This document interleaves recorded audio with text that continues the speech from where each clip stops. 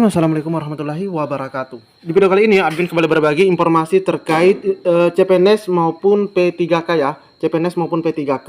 Nah, kita mendapatkan informasi update di hari ini teman-teman ya dari Badan Kepegawaian Negara. Nah, informasi pertama, update yang pertama akan admin sampaikan terkait dengan pencarian formasi.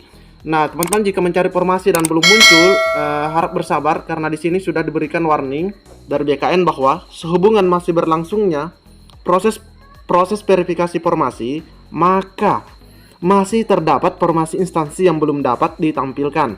Nah, apakah sudah ada yang tampil atau belum? Nah, silahkan dicoba-coba teman-teman ya. Tapi kalau belum tampil ya mungkin memang instansinya belum rilis di aplikasi.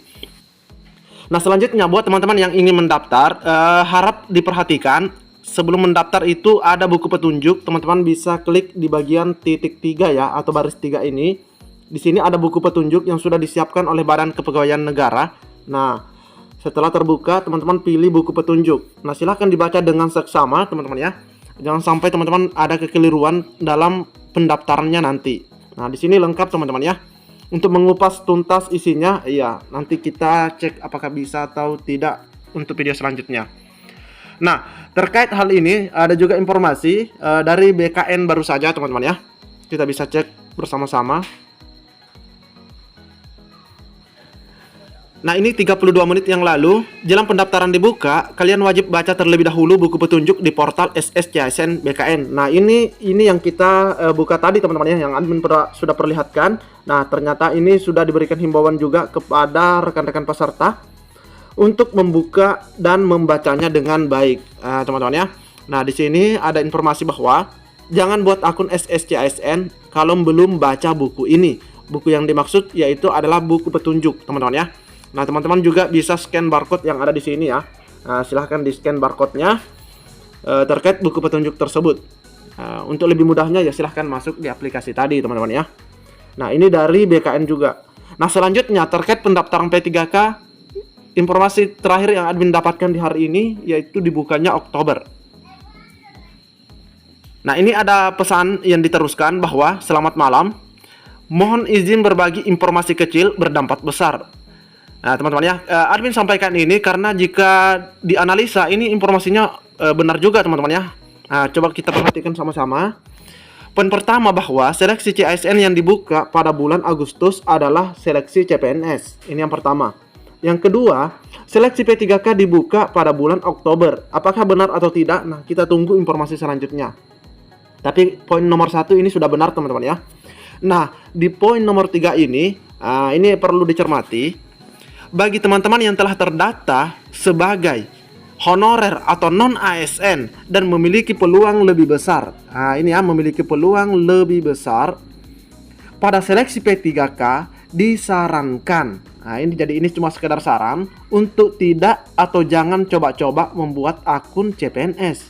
Karena jika telah membuat akun CPNS, maka NIK akan terkunci dan tidak dapat membuat akun P3K ketika seleksi dibuka. Jadi teman-teman itu tidak bisa lagi menggunakan NIK-nya pada seleksi P3K 2024 jika dibuka, jika teman-teman sudah buat akun untuk CPNS. Hati-hati ya. Di poin keempat, bagi yang memenuhi syarat mengikuti seleksi CPNS, maksudnya ini honorer ya, yang memenuhi syarat untuk CPNS dan hasil seleksi dinyatakan tidak lulus CPNS, maka tidak dapat mengikuti seleksi P3K karena telah memiliki akun CPNS. Nah, NIK cuma satu kali dipergunakan teman-teman ya, jadi hati-hati. Kalau teman-teman itu misalnya tidak punya peluang P3K ya boleh-boleh saja selagi usianya 35 tahun 0 bulan 0 hari bahkan teman-teman ya. Nah, tapi kalau teman-teman punya peluang untuk P3K, ya silahkan, mohon bersabar teman-teman ya, lebih baik menunggu P3K-nya. Jangan sampai teman-teman gagal di CPNS, nah peluang di P3K juga pasti hilang. Oke teman-teman ya, jadi himbauan ini admin sampaikan karena memang benar juga jika kita menyimaknya dengan baik. Nah, selanjutnya ada juga himbauan atau informasi dari BKN. Pendaftar CPNS yang katanya bisa ikut P3K. Nah, ini teman-teman ya, ada informasi atau penjelasan dari BKN. Ini informasinya 20 Agustus. Kita cek bersama-sama teman-teman ya. Pendaftaran CPNS 2024 akan dibuka sore ini, yaitu maksudnya di pukul 17, teman-teman ya, di pukul 17 waktu Indonesia Barat. Pendaftarannya tidak serentak karena tergantung masing-masing instansi penyelenggara seleksi P3K 2024. CPNS mungkin ya maksudnya. Pendaftaran CPNS 2024 berlangsung hingga 6 September. Pelamar jangan kesusu mendaftar. Nah, ini dihimbau lagi nih. Dicermati dahulu persyaratan dan formasi jabatan yang tersedia.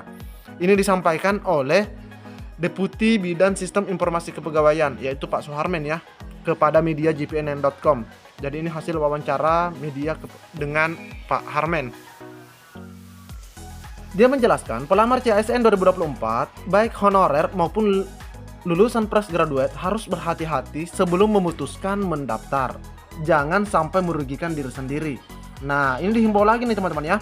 Sekalipun teman-teman bisa, tapi jangan langsung mendaftar teman-teman ya. Dicermati dengan baik. Dia menegaskan, dalam pendaftaran CSN 2024 berlaku sistem gugur. Artinya ketika pelamar sudah mendaftar, misalnya CPNS, tidak bisa lagi ikut pendaftaran P3K. Makanya tadi ada informasi singkat. Kalau teman-teman berpeluang P3K, jangan coba-coba CPNS. Kecuali memang peluang untuk P3K-nya kecil atau tidak memungkinkan. Jelas ya? Pelamar jangan coba-coba bermain dua kaki, sebab ketika sudah mendaftar CPNS dan kemudian mendaftar P3K, maka otomatis peserta akan gugur dengan sendirinya. Ingat ya, satu pelamar hanya bisa mendaftar satu pengadaan ASN, yaitu CPNS atau P3K. Satu instansi, satu jabatan, tidak bisa lebih dari itu. Jadi ini ditegaskan kembali oleh Pak Harmen. Dikatakan mendaftarkan, lanjutnya jika seorang pelamar sudah menentukan pilihan dan melakukan submit serta mencetak kartu peserta ujian. Lebih lanjut dikatakan proses pendaftaran akan dilakukan melalui portal SSCASN mulai tanggal 20 pukul 17 sampai 6 September. Jadi mulai di tanggal 20 teman-teman ya. Terkait jam berapa itu sudah diinformasikan 17 waktu Indonesia Barat teman-teman ya. Adapun informasi ketersediaan informasi dan keterangan jabatan yang dibuka, termasuk detail job desk-nya, maksudnya apa yang teman-teman nanti kerjakan jika lulus, serta kisaran penghasilan atau gaji akan tersedia. Ini sama dengan tahun 2023 teman-teman ya. Untuk daftar lowongan kuota formasi per instansi pemerintah, baik kementerian, lembaga, daerah, akan diumumkan oleh masing-masing instansi secara bertahap dan dapat dicek di menu pencarian formasi secara berkala. Yang tadi admin sudah tandai teman-teman ya. Jadi selain mengecek lowongan formasi melalui kanal penerimaan CPNS di masing-masing instansi, pelamar juga bisa melihat keterangan formasi jabatan yang dilamar pada menu pencarian informasi tentang detail formasi di SSCASN. Nah, pemerintah melalui Panitia Seleksi Nasional menyediakan formasi CPNS sebanyak 250.407 bagi 69 instansi pusat dan 478 instansi daerah. Terkait proses pelaksanaan seleksi CPNS tahun ini sendiri, PLC Kepala BKN Haryomo Dwi Purtanto ya, menyebutkan secara keseluruhan proses rekrutmen CPNS akan melibatkan sejumlah instansi yang tergabung di Panitia Seleksi Nasional. Pelibatan Panselnas dari aspek kesiapan dukungan infrastruktur seperti akses, penyediaan jaringan komunikasi data, dan data penyelenggaraan dengan Badan Aksesibilitas Telekomunikasi dan Teknologi atau BAKTI dari Kominfo. Lalu monitoring keamanan teknologi informasi dengan Badan Siber dan Sandi Negara atau BSSN. Terus monitoring teknologinya dengan BRIN serta penyediaan elektronik materai. Nah, ini lagi-lagi tahun 2024 itu menyediakan atau menggunakan e-materai teman-teman ya. E-materai. Jadi nanti teman-teman yang sudah ikut tahun 2023 pastinya sudah paham ya terkait cara menggunakan e-materai ini. Mengingat salah satu syarat yang dapat mendaftar menjadi CPNS adalah warga negara Indonesia, maka BKN melakukan interoperabilitas data calon pelamar dengan data kependudukan yang dikelola Dukcapil Kemendagri selaku instansi yang bertanggung jawab atas data kependudukan. Nah, jadi ini teman-teman juga harus ingat bahwa datanya itu harus aktif ya di Dukcapil seperti NIK-nya, karena berdasarkan tahun-tahun sebelumnya banyak teman-teman yang tidak bisa daftar karena NIK-nya ya dinyatakan tidak aktif. Adapun tujuannya agar data pelamar melalui portal SSCSN dapat terverifikasi secara sistem sesuai data kependudukan yang tercatat di Dukcapil Kemendagri. Nah, ini ya. Sebelum mulai pendaftaran, lanjut Haryomo, para pelamar CPNS 2024 diminta untuk membaca detail persyaratan dan kualifikasi jabatan sesuai pengumuman lowongan formasi yang disampaikan di instansi di kanal informasinya. Apa yang dipersyaratkan belum tentu dari provinsi A dengan provinsi B sama persyaratannya. Kabupaten A dengan Kabupaten B belum tentu, teman-teman ya. Nah, pelamar juga diharapkan membaca buku petunjuk pendaftaran di portal SSCSN sebelum membuat akun dan mendaftar. Ini ingat teman-teman ya, waktunya masih panjang, jadi manfaatkan hal tersebut. Setelah melakukan pendaftaran hingga submit seluruh dokumen yang sesuai dengan persyaratan administrasi instansi, pelamar diimbau agar segera mengakhiri pendaftaran tanpa perlu menunggu periode pendaftaran berakhir. Jangan sampai di detik-detik terakhir teman-teman itu gagal submit atau menyelesaikan pendaftarannya. Ingat ya, pendaftaran itu dimulai tanggal 20 sampai 6 September. Oke teman-teman ya. Oke, cukup sekian informasi yang dapat admin sampaikan. Jadi teman-teman, sebelum memutuskan untuk daftar CPNS atau P3K, cari tahu peluangnya. Cukup sekian. Assalamualaikum warahmatullahi wabarakatuh.